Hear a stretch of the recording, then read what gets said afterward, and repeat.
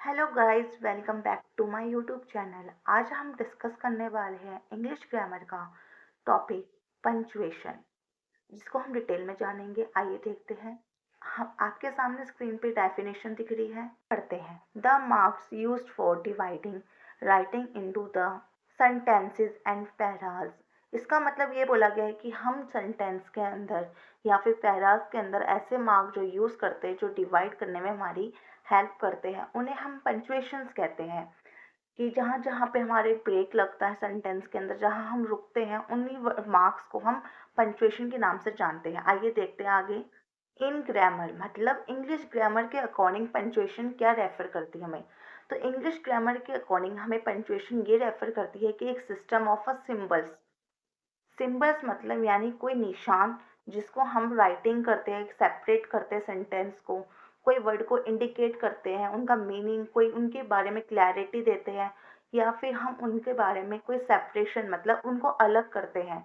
वो सिंबल्स, इसको हम रेफर करते हैं हमारा ग्रामर, इंग्लिश ग्रामर पंचुएशन में। आइए अब हम आगे देखते हैं कि इसको पढ़ने की क्या पर्पस है।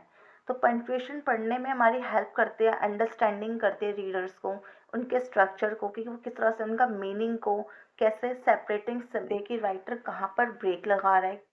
साइन मार्क को देखकर समझ सकते हैं बच्चा कि वो राइटर जो भी मार्क लगा रहा है तो वो किस कहाँ पर क्या कहना चाहता है और क्या नहीं कहना चाहता। जैसे अभी हमें लिखा सेपरेट सेंटेंसेस कि marks like periods, question mark and exclamation point, यही जो हमारे कुछ मार्क्स के नाम दे रखे हैं। इसको हम आगे जानेंगे डिटेल में।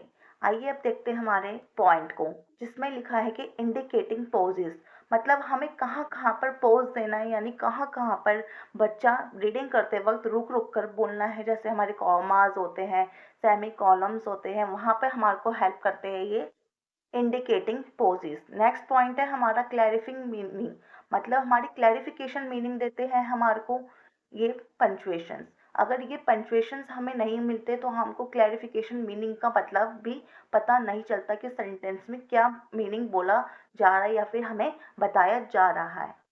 चलिए अब नेक्स्ट स्लाइड देखते हैं। हमारे जो टाइप्स ऑफ मार्क्स हैं, stop, exclamation mark, comma, inverted comma, brackets, अब इनको हम डिटेल में जानेंगे कौन सा मार्क कहाँ पे कैसे यूज़ होता है और इनकी क्या हेल्पफुल हमारी इंग्लिश ग्रामर में होती है, और इनके एग्जाम्पल्स भी हम, सेंटेंसेस भी हम देखेंगे। आइए चलते हैं।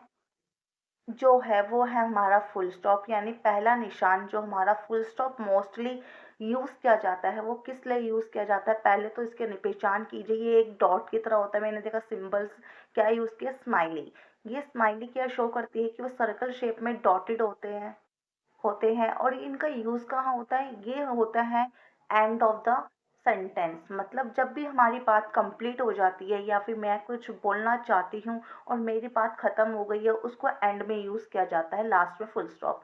और इसको अमेरिकन इंग्लिश के पीरियड्स भी कहा जाता है। इसके थ्रू हम full stop, end of the sentence, जब हमारी बात कंप्लीट हो जाती है तब हम उसको यूज़ करते हैं, मैं आपको बता चुकी हूँ। और साथ में हम इसके जब फुल स्टॉप लगता है उसके बाद हम टेक अ ब्रीथ, मतलब हमें सांस लेने का भी टाइम मिलता है सेंटेंस के एंड में। सबको सेंटेंस एग्जांपल देखिए। Ram woke up early in the morning, मतलब जो राम है वो सुबह जल्दी उठ जाता है। ये बात मेरी बोल के खत्म हो गई है, इसलिए मैंने एंड में क्या लगाया है, फुल स्टॉप। सेकंड एग्जांपल देखिए, लिखा है स्क्वारल ईटिंग अन आइसक्रीम, मतलब स्क्वारल आइसक्रीम खा रही है, इसलिए लास्ट में मैंने क्या लगाया है, फुल स्टॉप। चलिए अब नेक्स्ट स्लाइड पे देखते हैं। नेक्स्ट हमारा क्वेश्चन मार्क। क्वेश्चन मार्क का मतलब होता है कि जब भी हम कहाँ यूज़ करते हैं, कि जब हमारा क्वेश्चन पूछा जाए, कहीं भी हम डायरेक्ट क्वेश्चन करते हैं, ये इसका सिंबल होता है जो मैंने आपको स्क्रीन पे दिखा रखा है। से आपको एग्जाम्पल दिख रहे हैं, वे आर यू लिव इन, मैंने क्या कहा है, क्वेश्चन, कि आप कहाँ रहते हैं। तो इसके एंड में क्वेश्चन मार्क लगाया है क्योंकि मैंने सवाल किया। नेक्स्ट स्लाइड देखते हैं। अब कोमास, जैसे आपको दिख रहा होगा कोमास कैसे दिखते हैं, मैंने स्क्रीन पे आपको पूरी पूरी तरह से दिखाया है। इसका यूज़ होता है कहीं भी हम, जहाँ पे हमें किसी चीज़ में, आइटम्स में सेपरेशन यानी अलग करना होता है, वहाँ पर हमें यूज़ करते हैं। एग्जाम्पल देखिए, Raju bought a new bag, bottle, pen and shoes. जहाँ जहाँ कोमा लगा है वहाँ पे हमें थोड़ा सा पॉज करके बोलना पड़ता है, क्योंकि वहाँ पे कोमा का मतलब है थोड़ा रुक कर बोलना। ना कि कंटिन्यूटी से, मतलब लगातार बोलना। आपको जहाँ भी कॉमा मिलेगा आपको वहाँ पे ब्रेक लेकर धीरे धीरे बोलना है अक्षरों के बीच में, यानी वर्ड्स के बीच में। नेक्स्ट स्लाइड देखते हैं, क्या है एक्सक्लेमेशन मार्क। एक्सक्लेमेशन मार्क का यूज़ कैसे होता है? ये वहाँ पर यूज़ होता है जहाँ पे हमारे कोई भी कमांड्स होते हैं, हमारे कई इमोशंस होते हैं किसी भी सेंटेंस में या हमारे फेसेस में। जैसे एग्जांपल लेके, ओ सो ब्यूटीफुल, इस सेंटेंस में मैंने अपनी फीलिंग्स को एक्सप्रेस किया। जैसे नेक्स्ट में वाओ अमेजिंग, सेंटेंस में भी मैं क्या कर रही हूँ, अपनी फीलिंग्स को एक्सप्रेस कर रही हूँ। नेक्स्ट एग्जांपल देखिए, ओहो सो सैड, इसमें मैं दुख वाली फीलिंग को एक्सप्रेस कर रही हूँ। अब चलिए अब नेक्स्ट स्लाइड पे चलते हैं हम। हमारा नेक्स्ट, ब्रैकेट्स को हम यूज़ करते हैं एडिशनल इन्फॉर्मेशन। जैसे कोई मुझे किसी वर्ड के एडिशनल इन्फॉर्मेशन देनी है तो मैं उनको ब्रैकेट्स के अंदर लिखती हूँ। ब्रैकेट का यूज़ ही इसलिए किया जाता है कि जो मुझे भी एक्स्ट्रा इन्फॉर्मेशन देनी है वो किसके अंदर जाएगी, ब्रैकेट के अंदर। चलिए अब नेक्स्ट स्लाइड पे चलते हैं, जो है हमारे इन्वर्टेड कोमास। इसको इसलिए यूज़ किया जाता है किसी भी सेंटेंस के अंदर, किसी वर्ड्स के ऊपर आपने देखा होगा, क्योंकि वो वर्ड्स क्या है, उस सेंटेंस का स्पेसिफिक वर्ड्स को रेफर करता है कि वो किस, ये इस सेंटेंस का मेन स्पेसिफिक वर्ड है या फिर मेन स्पेसिफिक सेंटेंस है। इसलिए इन्वर्टेड कोमास का यूज़ किया जाता है। आप लोग एग्जांपल्स देख सकते हैं। आई होप आप सभी को समझ में आया होगा। प्लीज़ अगर आपको मेरी इन्फॉर्मेशन अच्छी लगे, चैनल को सब्सक्राइब करें और लाइक करें, और ऐसे मोर इन्फॉर्मेशन के लिए कमेंट्स करें। Thank you so much.